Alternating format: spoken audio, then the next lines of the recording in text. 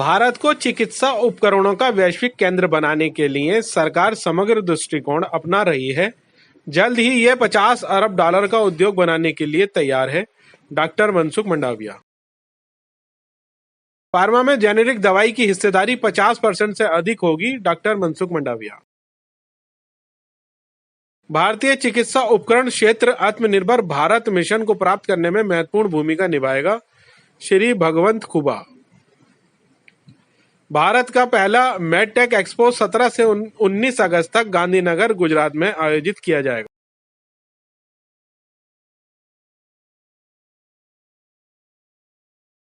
अस्सलामु अलैकुम, मैं ज़मीर अहमद अंसारी और आप देख रहे हैं Z news for you.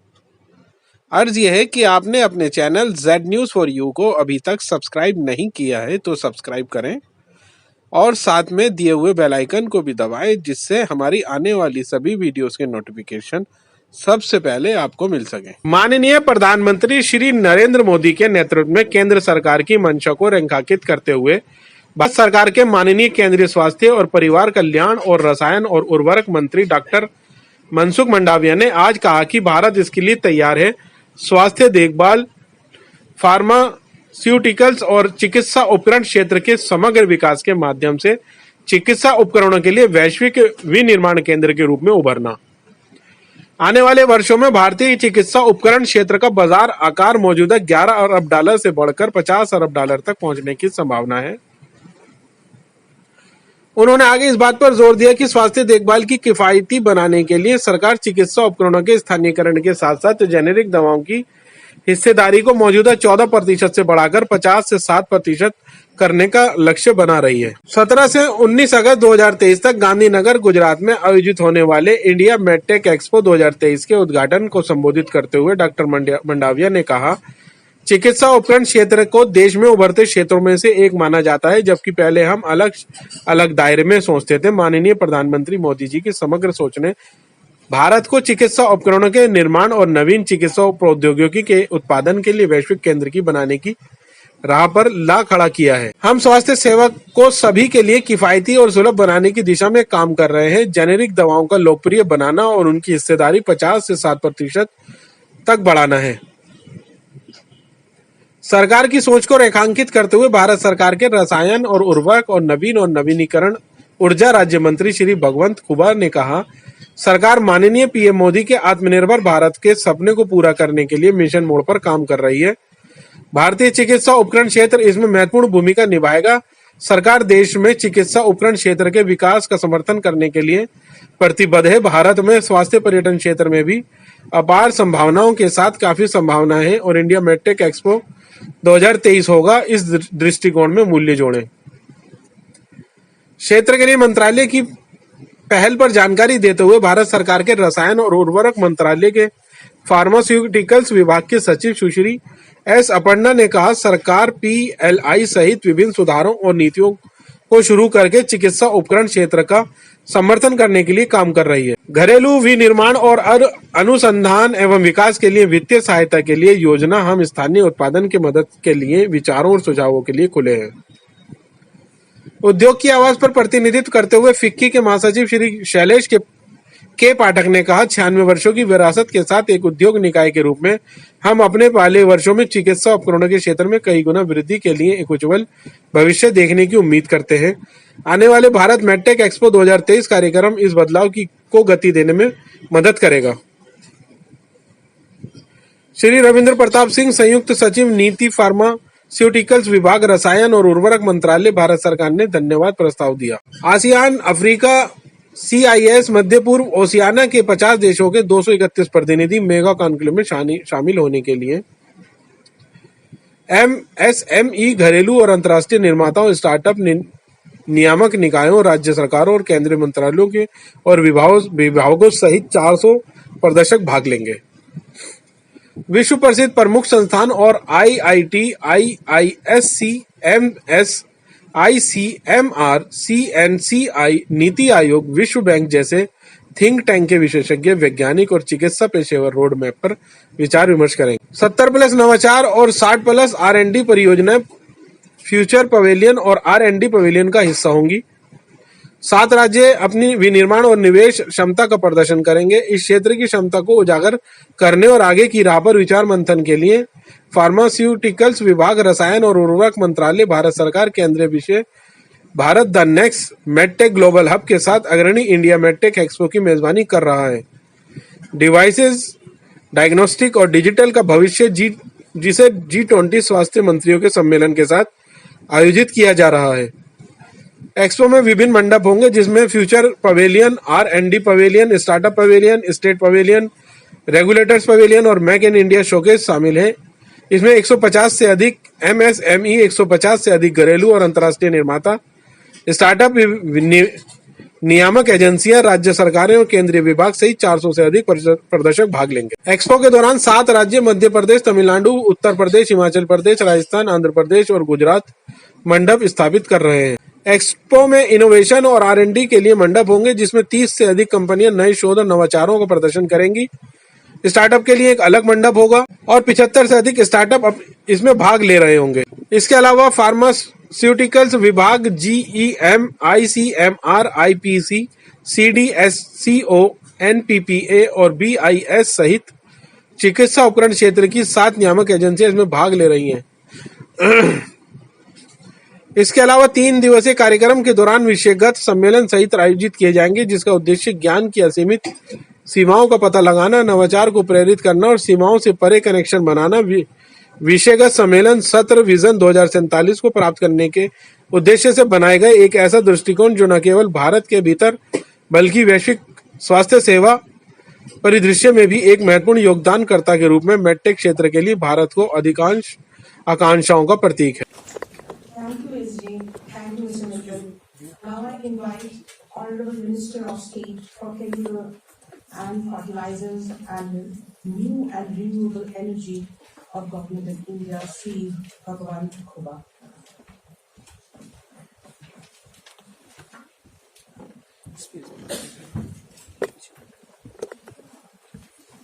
India medtech expo 2023 के कर्तव्य का इस कार्यक्रम में उपस्थित देश के हेल्थ मिनिस्टर और केमिकल एंड फर्टिलाइजर्स के बड़े मंत्री श्री मनसुख मांडविया जी,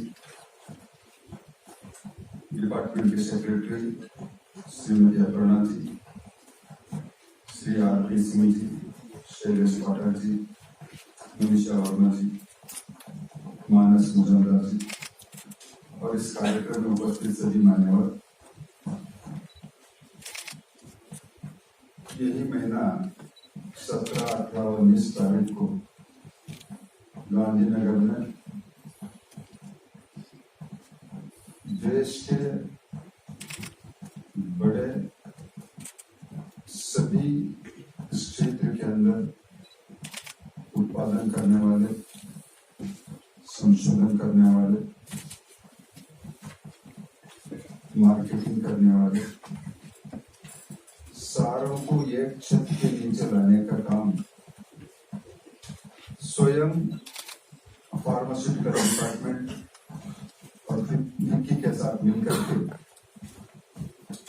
के एक्सपो होने जा रहा है। इस पर आप सभी समझ सकते हैं कि सरकार प्रधानमंत्री नरेंद्र भाई मोदी जी का नेतृत्व में, अपने बड़े मंत्री मनसुख भाई का नेतृत्व में इसको क्षेत्र को वृद्धि करने के लिए कितना उत्सुक है और सभी को एक छत के नीचे ला करके सभी को सुविधा देना और ये क्षेत्र राइजिंग वाला है। और इसके साथ में प्रधानमंत्री जी का स्वप्न भारत आत्मनिर्भर हो और सभी क्षेत्रों में हो। देश के अंदर आज का यदि मार्केट देखा गया करीब 11 बिलियन और आने वाला दिनों में और इसका बढ़ोतरी होकर के करीब करीब 50 बिलियन से ज्यादा होने वाला है। प्रधानमंत्री जी भारत हेल्थ टूरिज्म होने के लिए भी मार्गदर्शन करते हैं। एक तो हमारा देश की जनता 140 करोड़ और इस क्षेत्र में अवसर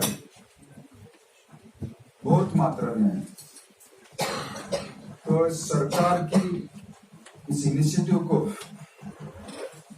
आप सभी ने उस एक्सपो के उपस्थिति में रहकर उसको यशस्वी बनाना और आप स्वयं विकास की स्वप्न देखना और आगे आने वाले दिनों में ये अवसर को आपका लाभ में परिवर्तन करना, यही मेरे शुभकामना के साथ मेरा बात समाप्त करता हूँ। जय हिंद।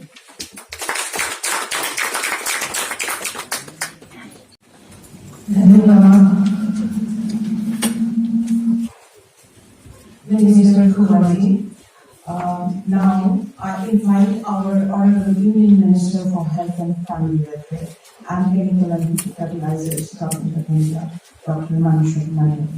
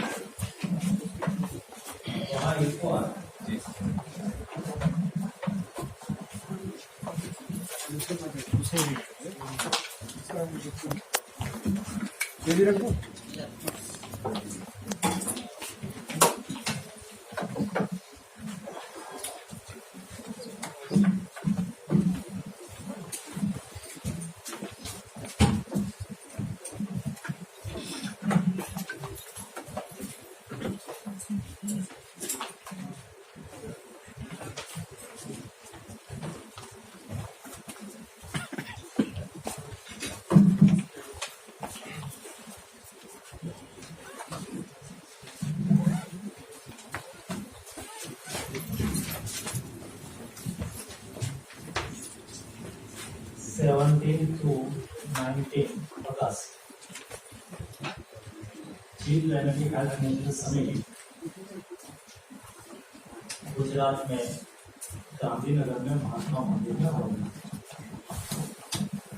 इस समिट के साथ कई कार्यक्रम भी, कई इवेंट भी साथ में ही हो रहे हैं।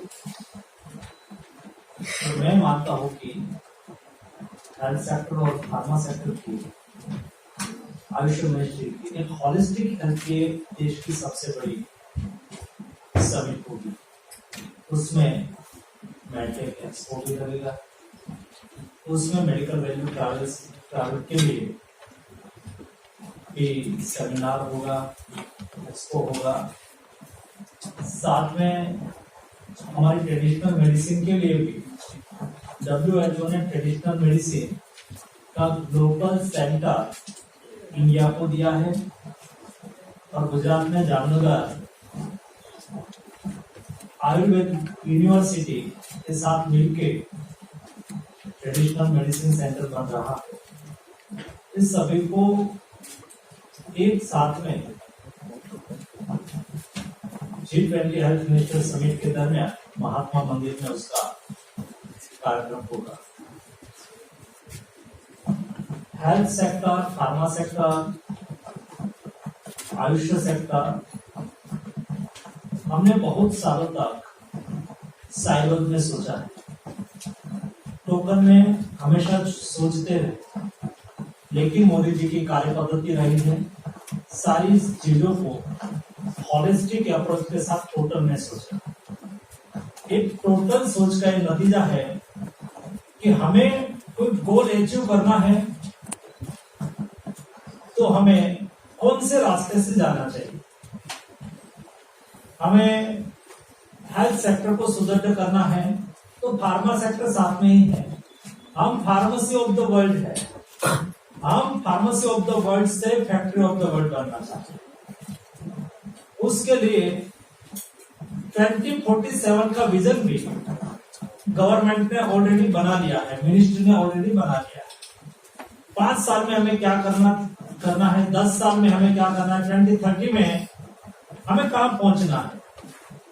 मेडिकल डिवाइस सेक्टर में आज $11 बिलियन से हमें $30 बिलियन तक पहुंचना है। तो वहां पहुंचने के लिए एक होलिस्टिक अप्रोच के साथ क्या करना चाहिए। आपने देखा होगा लास्ट ईयर में हमने फार्मा सेक्टर में खर्च किया। पहले PLI 1, PLI 2 स्कीम आई। अगले 5 साल में मेडिकल डिवाइस सेक्टर में हम 4100 करोड़ रुपया खर्च कर रहे हैं, इन्वेस्ट करने के लिए तय किया। जहां जिस टाइप का इंटरवेंशन की आवश्यकता है, वहां इस टाइप का समय समय पर इंटरवेंशन हो बहुत आवश्यक होता है। और वो स्टेप बाय स्टेप कब करना हो भी हमने सुनिश्चित कर लिया है। अब आप लोगों ने देखा होगा देश में जब कोविड क्राइसिस आई, उस वक्त असेसमेंट किया गया कि हम हमारी pharmacy of the world formulation में तो है। दुनिया में 20% जेनेरिक मेडिसिन दुनिया को सप्लाई करने वाली कोई कंट्री है तो उसका नाम हिंदुस्तान है। दुनिया 5 फील्ड खाती है तो उसमें से एक इंडिया में बनी हुई जेनेरिक गोली होती है तो दुनिया खाती है। लेकिन हम एपीआई पर, कई एपीआई पर हमारी डिपेंडेंसी फॉरेन कंट्री पर थी और कई ऐसे 43 टाइप के एपीआई तो ऐसे थे कि जिसका 95% से अब केवल एक ही कंट्री से या तो विदेश से आता हो, और वो शायद नहीं आया तो देश की हेल्थ सिक्योरिटी पर भी उसकी इफेक्ट आएगी, फार्मा इंडस्ट्रीज पर भी उसकी इफेक्ट आएगी। क्या करना, असेसमेंट हमने ही किया, ऐसा नहीं भूतकाल में भी हुआ ही होगा। लेकिन मोदी गवर्नमेंट ने उसके ऊपर तुरंत ही एफर्ट किया और PLI 1 स्कीम लाया। PLI 1 स्कीम में 15,000 करोड़ रुपया उसमें मेडिकल डिवाइस और फार्मा सेक्टर के लिए रखा गया। 15,000 करोड़ रुपए से 43 एपीआई देश में ही बने, उसके लिए सुनिश्चितता तय। उसके बाद आत्मनिर्भर भारत का मतलब ये नहीं है कि हम दुनिया में कुछ इंपोर्ट करेंगे ही नहीं, हम सारा एक्सपोर्ट ही करेंगे। जी नहीं, ग्लोबलाइजेशन के समय में आपको एक्सपोर्ट भी करना है, इंपोर्ट भी करना है, परंतु क्रिटिकल रिक्वायरमेंट, डिफेंस हमारी क्रिटिकल रिक्वायरमेंट है, फार्मा मेडिसिन हमारी क्रिटिकल रिक्वायरमेंट है, वो देश में ही क्रिटिकल चीजें बननी चाहिए। उसमें से PLI 1 स्कीम है। आज अच्छी तरह से PLI स्कीम का इम्प्लीमेंटेशन चालू हो गया है। 23 एवो एपीआई आज ऑलरेडी इंडिया में बनना चालू हो गया। बाद में सोचा कि हम फार्मेसी ऑफ द वर्ल्ड भी बनाए रहना है, तो क्या करना चाहिए, हम इंपोर्ट पर डिपेंडेंसी कम करें और मार्केट में, एक्सपोर्ट मार्केट में भी हम बने रहे। उसके लिए दुनिया से सस्ता कॉम्पिटिटिव मैन्युफैक्चरिंग करके हम दुनिया के मार्केट में कैसे हमारी मेडिसिन को डाले। PLI 2 लाया 15,000 करोड़ रुपीस की, 14,000 crore rupees PLI 1, 15,000 crore rupees PLI 2। उसके बाद हमने सोचा कि मेडिकल डिवाइस सेक्टर में और बल्क ड्रग में भी हमें इनिशिएटिव लेना होगा, तो PLI 1 का एक पार्ट बनाया। देश में 3 बल्क ड्रग पार्क, क्योंकि उसके लिए इकोसिस्टम चाहिए। हम ये डिसीजन पॉलिटिकल नहीं कर सकते, ये डिसीजन मेरिट पर करना पड़ता है। और इसलिए कहाँ इकोसिस्टम है जिस स्टेट में हम बल्क ड्रग पार्क बना सके, यानी कि हम एपीआई का मैन्युफैक्चरिंग कर सके। तो जहां इकोसिस्टम है उसको देखते हुए 1,000 करोड़ रुपीस भारत सरकार के द्वारा सपोर्ट करके, स्टेट गवर्नमेंट को सपोर्ट करके 3 बल्क ड्रग पार्क, एक वाईजेड में, दूसरा गुजरात में, तीसरा हिमाचल प्रदेश में, 3 बल्क ड्रग पार्क का ऑलरेडी काम चालू हो गया।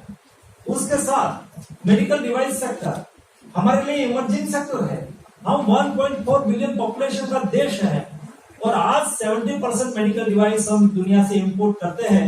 ये इंपोर्ट डिपेंडेंसी हमें कम करनी होगी। उसके लिए मेडिकल डिवाइस पार्क बनाने के लिए तय किया। मेडिकल डिवाइस पार्क में एक इकोसिस्टम होती है, वहां एक common facility, testing facility, other type of health facility, common medical device के लिए मिनिमम इंफ्रास्ट्रक्चर, मिनिमम रिक्वायरमेंट जो होती है भारत सरकार के द्वारा सपोर्ट करने के लिए 4 मेडिकल डिवाइस पार्क हमने करने के लिए तय किया। उसका काम ऑलरेडी चालू हो चुका है। एक हम तमिलनाडु में कर रहे हैं, मध्य प्रदेश में कर रहे हैं, हिमाचल प्रदेश में कर रहे हैं और उत्तर प्रदेश में कर रहे हैं। 4 मेडिकल डिवाइस पार्क का काम ऑलरेडी चालू हो गया है। छोटे छोटे एमएसएमई है, आपने देखा होगा। तो एमएसएमई के क्लस्टर को मदद करने के लिए फार्मा इंडस्ट्रीज क्लस्टर को हम कैसे मदद कर सकते हैं, उसके लिए भी स्कीम हमने चालू की। उसके अलावा इंडिविजुअल कोई एमएसएमई है, वो अपग्रेड करना चाहते हो गुड मैन्युफैक्चरिंग प्रैक्टिस के लिए WHO GMP कंप्लाइंट प्लान करना चाहती है, उसके लिए भी हमने स्कीम चलाई। इतना ही नहीं, उससे आगे बढ़ के आपने लास्ट वीक में हमारा अनाउंसमेंट देखा होगा, शेड्यूल एम को हमने एनफोर्स करना चालू कर दिया है। जो 2018 में न्यू शेड्यूल एम में रिफॉर्म किया गया, उसका इम्प्लीमेंटेशन 6 महीने में हमारे पास 10,500 फार्मा इंडस्ट्रीज है, उसमें 8,000 इंडस्ट्रीज एमएसएमई है। हमने तय किया है कि एमएसएमई में भी 2 पार्ट बना दिया है, 200 से कम जिसका टर्नओवर है और 200 से अबव टर्नओवर वाले कंपनियों के लिए हमने तय किया कि उसको 12 महीने में 12 मंथ 1 ईयर्स में उसको शेड्यूल एम को एनफोर्स करना है, इंप्लीमेंट करना है, कंपलसरी है। और उसको 6 महीने में, और छोटी इंडस्ट्रीज है 2000 से कम, उसको 12 महीना दिया गया है, ताकि वो अच्छी तरह से अपने यहाँ शेड्यूल एम का इम्प्लीमेंटेशन करे। हम क्वालिटी में भी बने रहे, हम हमारा फार्मेसी ऑफ द वर्ल्ड का टाइटल भी बनाए रखें। दोस्तों, दूसरा, ड्यूरिंग कोविड क्राइसिस, एक जब सेकंड वर्ल्ड वॉर के बाद वर्ल्ड का एक न्यू ऑर्डर बना था और सारी दुनिया की एक सोच बदली थी। शांति की बात होने लगी, उसमें से यूनाइटेड नेशन आया, सामूहिकता की बात होने लगी, कंसल्टेशन की बात होने लगी, एक नया वर्ल्ड ऑर्डर आया। मैं देख रहा हूं दुनिया समझ रही है पोस्ट कोविड के बाद एक न्यू वर्ल्ड ऑर्डर में India is a important country, क्योंकि ड्यूरिंग कोविड क्राइसिस के दरमियान जब दुनिया वैक्सीन का स्टॉक पाइलिंग कर रही थी, तब वैक्सीन मैत्री के तहत इंडिया दुनिया को मदद कर रहे थे। 98 कंट्री को हिंदुस्तान में सस्ती वैक्सीन उपलब्ध कराई। जब दुनिया लॉकडाउन में थी, दुनिया के पास मेडिसिन नहीं थी, उस वक्त में सारी दुनिया से बात करता था।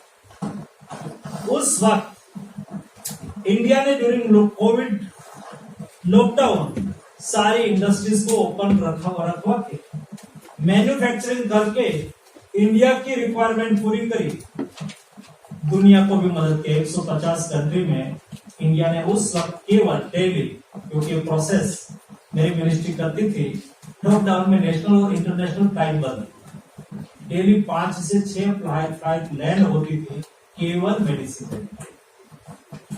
लेकिन उसमें 2 पहलू है, सबसे इंपॉर्टेंट थिंग्स उसमें 2 है।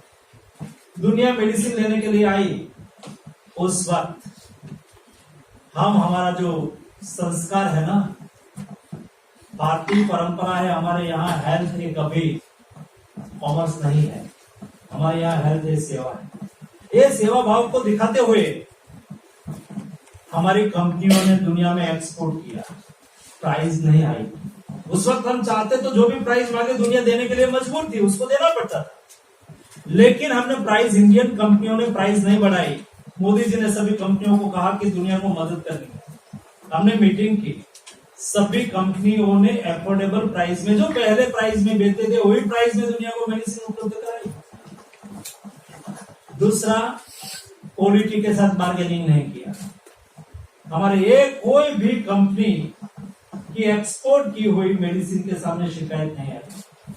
उससे दुनिया का नजरिया हिंदुस्तान के प्रति देखने का बदला। India is a trusted partner, India खरा हुआ पार्टनर है जो क्राइसिस की स्थिति में हमारे साथ में रहते हैं। और इसलिए कोविड के बाद दुनिया इंडिया से रिश्ता रखना चाहती है, इंडिया से इंपोर्ट करना चाहती है, और इंडिया से इंपोर्ट करके अपनी रिक्वायरमेंट को पूरा करनी चाहती है।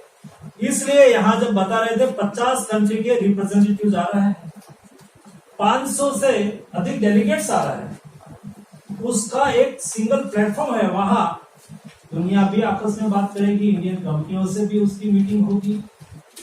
इंडिया में आके, इंडिया में हेल्थ सेक्टर में क्या चल रहा है, उनकी रिक्वायरमेंट्स यहां से पूरी होगी।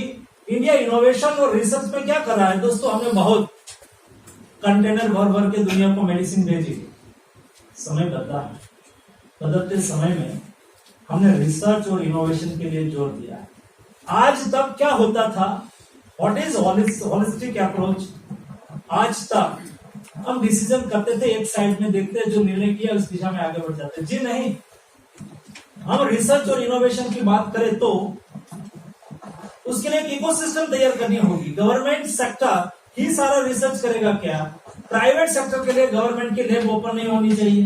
दुनिया की world class one health institute lab Hyderabad में आईसीएमआर ने बनाई। हमने not only for one lab but ICMR की 19 लैब को प्राइवेट इंस्टीट्यूट हो, प्राइवेट कंपनी हो, प्राइवेट रिसर्चर हो, इनोवेटर्स हो, वो चाहे तो वहां जाके रिसर्च कर सकते हैं। भारत सरकार ने इस सारी रिसर्च इंस्टीट्यूट हमारे देश की इंस्टीट्यूट सभी प्राइवेट प्लेयर के लिए ओपन की, ताकि उसको रिसर्च और इनोवेशन में हम सपोर्ट करें।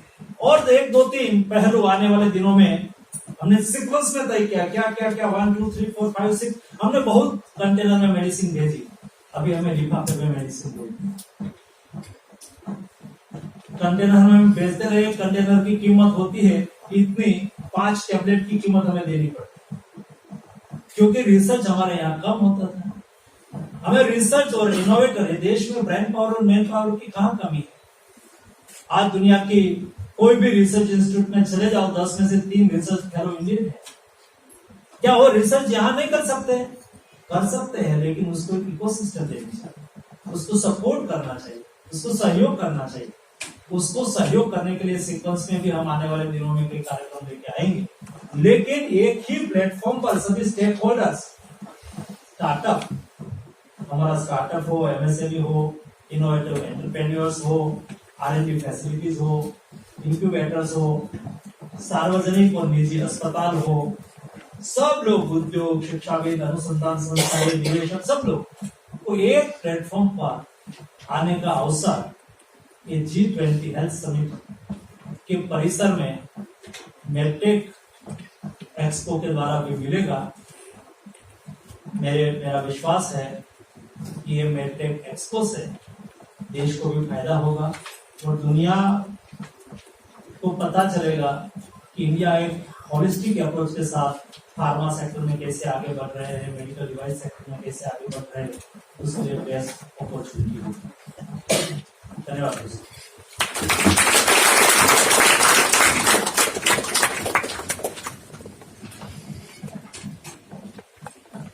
Thank you very much, Mr. Malvin.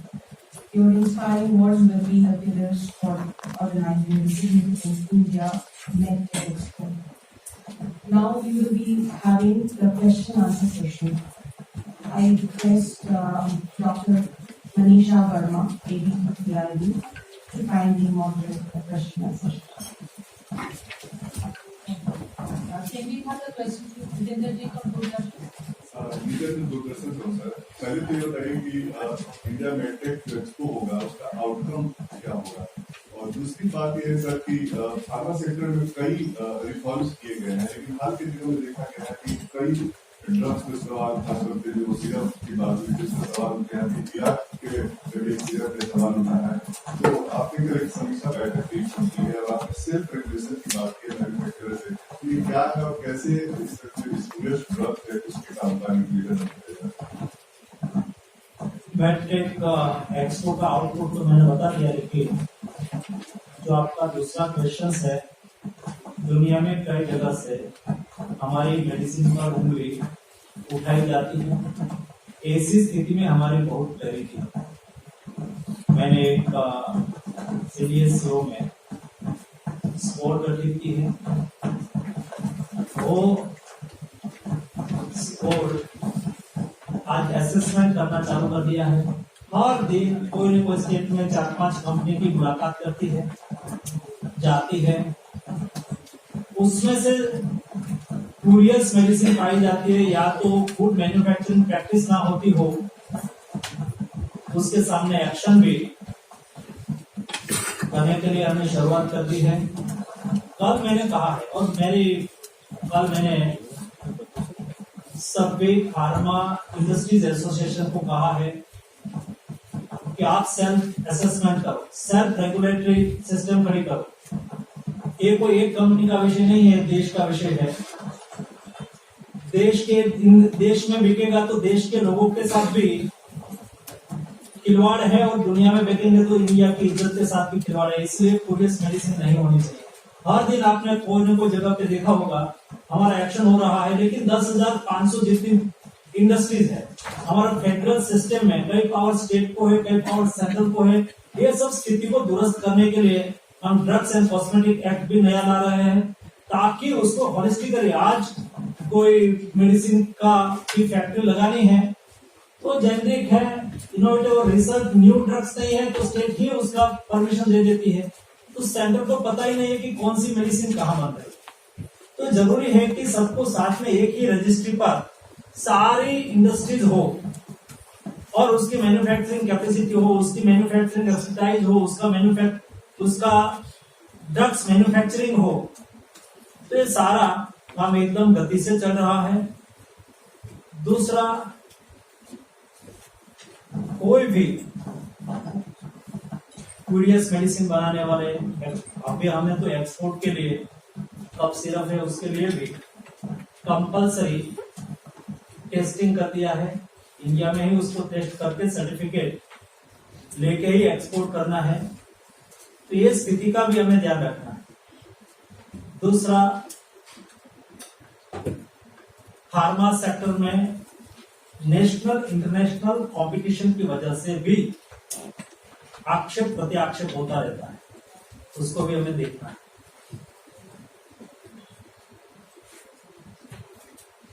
Next question, please introduce yourself also. Arun from business sir, कितना इन्वेस्टमेंट आप एक्सपेक्ट करते हैं सर इस मेडटेक एक्सपोजर और कितनी कंट्रीज उसमें दो opportunity. Investment is one thing. Now and today Indian pharma companies capable not only for India investment but abroad investment also. वो लोग यहाँ आके ये भी अपॉर्चुनिटी को देखेंगे कि भाई हम वैक्सीन सेक्टर में दुनिया की रिक्वायरमेंट का 70% वैक्सीन इंडिया मैन्युफैक्चरिंग करता है। दुनिया चाहता है कि हमारी कंट्री में आके भी इंडिया वैक्सीन का मैन्युफैक्चरिंग करे। ये काम क्या है, हमारी एक्सपर्टाइज, इस दिशा में भी बात हो। दुनिया को इंडिया में इन्वेस्टमेंट करना है, रिसर्च में इन्वेस्टमेंट करना है, यहाँ की कंपनी के साथ कोलैबोरेशन करना है, जॉइंट वेंचर करना है। किसी के पास टेक्नोलॉजी है तो हमारे पास इकोसिस्टम है, एफोर्डेबल मेडिसिन मैन्युफैक्चरिंग करने की कैपेसिटी है। हर साल में ऐसा 3-4 एक्सपो छोटा मोटा होता रहता है। इंडिया का इन्वेस्टमेंट, इंडिया में इन्वेस्टमेंट डे बाय डे बढ़ता जा रहा है। मैं अपेक्षा करता हूँ कि अच्छा इन्वेस्टमेंट आएगा और इंडियन कंपनियों को दुनिया में अपॉर्चुनिटी। और कोई Any question or shall we just go ahead? I have a question, Pratibha Raju from Economic EJ. So this was regarding the long-pending demand from the industry side, medical devices side. They want to create a new drug and separate infrastructure for medical devices itself. And then the parliamentary panel is recommended. So what do you have to say about this? They want to set up a separate legislation department and regulatory infrastructure for medical devices. Anything on that, please? क्या आपका सही question है। Medical device India में एक emerging sector है और हमारा drugs and cosmetic act बना था 1948। उस वक्त इंडिया में सेक्टर बहुत ही नहीं माना जाता, नहीं था जैसा था, इसलिए उसमें एक सेपरेट सेक्टर नहीं था। लेकिन अभी जो new drugs and cosmetic act आ रहा है उसमें मेडिकल डिवाइस का एक अलग सेक्टर है। उसमें हमें प्रावधान करने जा रहे हैं कि जिसमें सीडीएसयू के नीचे एक फार्मा और एक मेडिकल डिवाइस, दो ज्वाइंट सीबीएसयू हो, ताकि वो सेपरेट उसका काम करे। मेडिकल डिवाइस की एक्सपर्टाइज एक अलग है, सेक्टर अलग है, फार्मा एक सेक्टर अलग है, लेकिन एक होलिस्टिक अप्रोच में है। तो सीबीएसयू एक रहे और उसके नीचे 2 विभाग रहे, इस दिशा में हम लोगों ने काम करना चालू किया।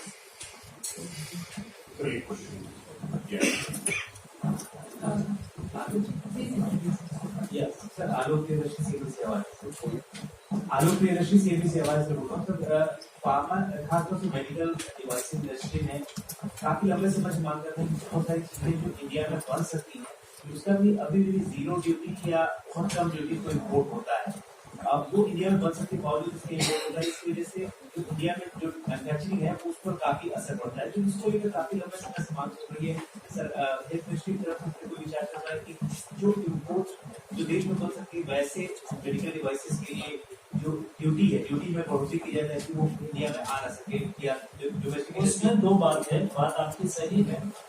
दुनिया में आ ना सके ऐसा तब हम कर पाए जब इंडिया में मैन्युफैक्चरिंग कैपेसिटी बिल्ड हो जाए, तो तब तक हमें आने भी देना पड़ेगा। लेकिन इंडिया में मैन्युफैक्चरिंग कैपेसिटी बिल्ड होने का क्रम अभी चल रहा है। ऐसी स्थिति में उसको इंसेंटिव देना, उसको सपोर्ट करना और लेवल फिल करना ये आवश्यक होता है। तो अभी इंपोर्ट भी हो और उस तक हम उसको सपोर्ट भी करते रहे, ताकि इस लेवल पर पहुंच जाए। धीरे धीरे धीरे धीरे बाद में हमारा बढ़ता जाएगा और इंपोर्ट डिपेंडेंसी कम हो जाती रहेगी। उसके लिए एक मैकेनिज्म हम रेगुलर कॉमर्स मिनिस्ट्री के साथ बैठते हैं। हमारी कौन सी देश की मेडिकल डिवाइस है या तो मेडिसिन है जिसकी मैन्युफैक्चरिंग कैपेसिटी इनफ है, तो बाद में हम इम्पोर्ट ड्यूटी बढ़ा सकते हैं। लेकिन यहाँ मैन्युफैक्चरिंग कैपेसिटी जब तक कम हो तब तक हम उसको रेस्ट्रिक्ट करने की कोशिश करें और इम्पोर्ट ड्यूटी जारी करें, तो महंगा भी हो जाएगा और देश की रिक्वायरमेंट भी पूरी नहीं होगी।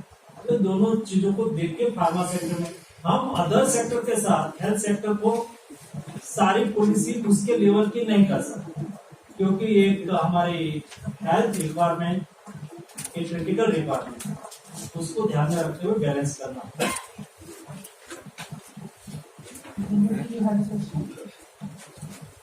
सर यस, G20 की बैठक अब फाइनल बैठक है जनवरी की। उसमें क्या उम्मीद रखते हैं कि किस तरीके से आउटकम रहेगा और भारत के लिहाज से कितना महत्व? हमने कोशिश की है, मेडिकल काउंटर मेजरिंग हेल्थ का हमारा एजेंडा है, मेडिकल वैल्यू ट्रैवल हेल्थ का हमारा एजेंडा है, डिजिटल हेल्थ ये हेल्थ का हमारा एजेंडा है। तो ये सब सेक्टर में और पेंडेमिक में साथ में काम करना, दुनिया को साथ में मिलकर काम करना, ये हमारा एजेंडा है। और उसके लिए अभी तक जो डिस्कशन हुआ है उसमें बहुत सकारात्मक प्रतिसाद मिला है। मैं मानता हूं कि ये चारों एजेंडा पर सहमति बनेगी तो बाद में G20 का एक पार्ट है। So we will wrap up the question and answer session. एक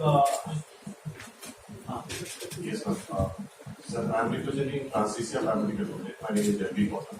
So, you are talking right now about the quality medical devices. So, we are one of the largest manufacturing of the medical devices in India. But we are manufacturing in India, that's true. And quality is also is not. But maximum state is not ready to accept maybe India equipment. Major part is ये ऐसा ही होता है। मैं समझ गया विषय, ये लोगों की आदत हो जाती है। फॉर एग्जाम्पल उसके लिए मिशन मोड में काम करने का दुनिया में से आता है वही अच्छा है। और हमारे मेडिसिन में तो दूसरा भी एक है कि जो महंगी मेडिसिन वो अच्छी मेडिसिन, वो कहेंगे कि 1 लाख रुपया का इंजेक्शन है। और स्टेंट में ऐसा होता था, जब स्टेंट के बाद जब प्राइस हमने कैप किया तो डॉक्टर साहब बताते हैं कि ये ड्रग सेलेक्टिंग स्टेंट है, इंडिया में बना हुआ है, उसकी कीमत है 35,000। ये जर्मन में बना 1 लाख रुपया है, यूएसए का 1.5 लाख रुपया। एग्जाम्पल देता हूं, मैं बोल रहा हूँ। तो गरीब से गरीब व्यक्ति भी उसका पेशेंट ऑपरेशन थिएटर में हो और डॉक्टर साहब ये 3 बताए तो यही कहेंगे सब अच्छा में से अच्छा हो, वो लगा दो, यही बोलेंगे हम, आप सब पे वही बोलेंगे। तो वैसा ही जेनेरिक मेडिसिन और ब्रांडेड मेडिसिन में क्या होता था। मैं 2016 में फार्मा मिनिस्टर एमओएस बना, हमारा फुबा साहब है वैसा। तो उस वक्त मैं काम ढूंढ रहा था कि मुझे उसमें क्या काम करना है। तो मैंने सीनियर मिनिस्टर मेरा आनंद कुमार जी था, उसको रिक्वेस्ट किया कि साहब मैं क्या काम करूँ, आप मुझे कुछ सेपरेट काम दो। तो उन्होंने मुझे काम दिया कि जनऔषधि, जो आज सारे देश में जनऔषधि एक ब्रांड बन चुकी है ना सस्ते मेडिसिन के लिए, उन्होंने कहा कि उसके ऊपर काम करो। प्रधानमंत्री जी ने मुझे मार्गदर्शन दिया कि सबसे बड़ा पुण्य का काम है। जेनेरिक मेडिसिन और ब्रांडेड मेडिसिन के बीच में केवल एक उसके ऊपर ब्रांड नेम लिखा हुआ होता है, उसके ऊपर पैरासीटामोल लिखा होता है, उसमें कंपनी का नाम कालपोल, सेल्फोल, जो भी वो लिखा होता है। दोनों में 500 mg पैरासीटामोल है और तो कुछ है ही नहीं। लेकिन उसकी कीमत 25 रुपया हो जाती है, उसकी कीमत 3 रुपया होती है। तो ब्रांड एक अपनी वैल्यू बना देता है, प्राइस बना देता है। जेनेरिक मेडिसिन हम लोग जेनेरिक पर विश्वास ही नहीं करते। जो आपने कहा ना, वैसा है कि फॉरेन कंपनी, ये भी देखने जैसा है, वो यहाँ ब्रांडेड मेडिसिन बेचती है और अपनी कंट्री में इंडिया से जेनेरिक मेडिसिन इंपोर्ट करके बांटती है।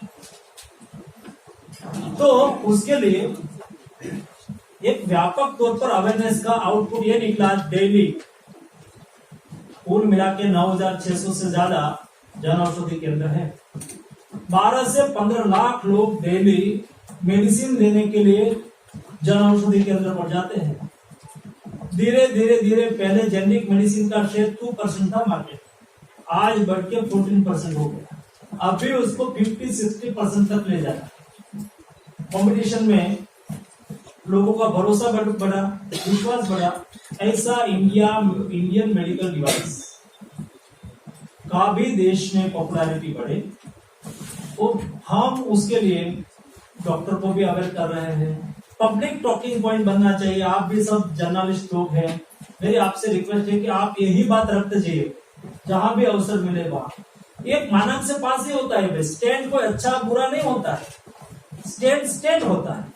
उसका वर्जन बदलता है कि उसका अपग्रेड वर्जन है, उसका अपग्रेड वर्जन है, उसका अपग्रेड, बट मिनिमम जो उसकी क्वालिटी है उसके साथ कोई बार्गेनिंग नहीं कर सकता। इसलिए बुरा कुछ नहीं है, अच्छा हो सकता है, लेकिन बुरा कुछ मेडिकल डिवाइस नहीं होता है जो इंडिया में बनता है या बाहर से आता है। क्वालिटी मिनिमम पैरामीटर तो उसको पूरा ही करना होता है। ये पब्लिक परसेप्शन जब हम बना पाएंगे तब हेल्थ केयर और एफोर्डेबल होगा। सर, इसमें एक और इनपुट है। अभी 90% स्टेट्स ने अभी make in India rules accept नहीं किया। डिपार्टमेंट ऑफ फार्मास्यूटिकल कुछ जॉब, उन्होंने एक लिस्ट मेडिकल इक्विपमेंट्स की जारी कर दिया कि इंडिया में ही बनेंगे, बाहर से नहीं करेंगे। लेकिन अभी most of the state like you are from Gujarat, UP, they are just denying that I don't need the make in India product. अभी इंडिया का सबसे बड़ा रिक्वायरमेंट आपका फुली ऑटोमेटिक पाइप जो इंडिया में बना रहे, क्वालिटी में है, एम्स में सब जगह, लेकिन फिर भी उनको अभी 7 करोड़ का ऑर्डर अभी फॉरेन ब्रांड को किया है, जो कि हमारा प्राइस प्रोटेक्टेड है रिजर्व को बेचना है। दूसरा, एम्स गुवाहाटी उसमें परचेज ऑर्डर ने भी हाइट से हमें दे दिया। इट्स मैम एक मिनट, उसमें आप एक मिनट, उसके लिए हमारी पॉलिसी है government, we have already presented that sir. और ऐसी कोई डेविएशन हुआ होगा, हम कई बार पूछते हैं, समझ लो कि इंडिया में मैन्युफैक्चरिंग करता है तो तुरंत एक लिस्ट होता है, लिस्ट में से पूछ लेते हैं, और इंडिया की कैपेसिटी है बनाने की, 1 प्लांट है 2 प्लांट है, तो भी हम इम्पोर्ट को परमिशन नहीं देते हैं। ऐसा कोई डेविएशन हुआ होगा तो अवश्य हमारे ध्यान में लाना है, हम उसमें सपोर्ट करेंगे। हम हमारी क्षति हो तो सुधारने के लिए भी तैयार है, हम ट्रांसपेरेंट है। हमारे लिए हमने बोल दिया वही सही है, ऐसा नहीं होता है। कभी आप भी सही बोले तो हम उसको थोड़ा इन्फॉर्मेशन देंगे, हम अवश्य उसको पूछ सकते हैं। एक आखिरी प्रश्न सर, एक आखिरी प्रश्न लेंगे। सर, ये री-यूज मेडिकल डिवाइस को सर अलाउ किया है, उसका सर इम्पैक्ट इंडिया पे नहीं पड़ेगा? मेक इन इंडिया का यहाँ हमने नहीं किया, ये एनवायरमेंट मिनिस्ट्री ने केवल, अभी हम यहाँ असेसमेंट करेंगे, हेल्थ मिनिस्ट्री, अल्टीमेटली तो हेल्थ मिनिस्ट्री का पावर है ना, एक बार उसको देखना पड़ेगा कि मेरे पास लिस्ट आया है, वो कोई डिसीजन नहीं होगा। सर, एक इजाजत एक पॉइंट सवाल पूछूं सर।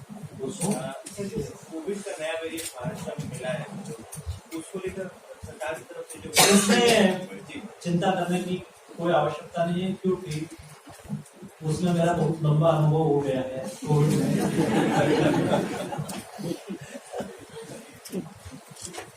तो हमने जीनोम सीक्वेंसिंग बंद की और जीनोम सीक्वेंसिंग की सारी channel not only for Covid but Covid से हम सीखे। तो सभी जगह में कोई ना कोई डिसीज चलता हो उसका सैंपल हम हर ब्लॉक से परमानेंट लेते हैं, this not only for district but block level का, ताकि कोई न्यू वेरिएंट पाया जाए। कोविड के अलावा भी कोई वायरस का न्यू वेरिएंट पाया जाए तो तुरंत ही ICMR को पता चले और उसके ऊपर एक्शन हो। आज तक का इंडिया में 243 न्यू अलग अलग वेरिएंट सब वेरिएंट टू सब वेरिएंट पाया गया है। बेसिकली मैं वेटनरियन हूँ, मुझे भी पता रहता है। तो कोई घातक वेरिएंट अभी नहीं है और 1 साल 2 साल हो जाने के बाद जैसा इन्फ्लुएंजा डोमिनेटेड वायरस हो गया, अभी उसका हर साल में 2 बार वो म्यूटेट होता रहता है और हमें 2 बार खांसी बासी होती है।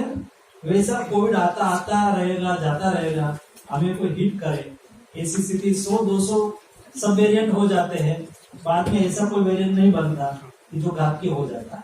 तो कोई चिंता करने का कारण नहीं, यही इम्पोर्टेंट था। एरिस से कोई बहुत ज्यादा चिंता की बात नहीं, वही तो। चलो धन्यवाद। Thanks to Dr. Verma and to all the media representatives for their prayers. Now I invite Sri Narendra Pratap Singh, Joint Secretary, Policy.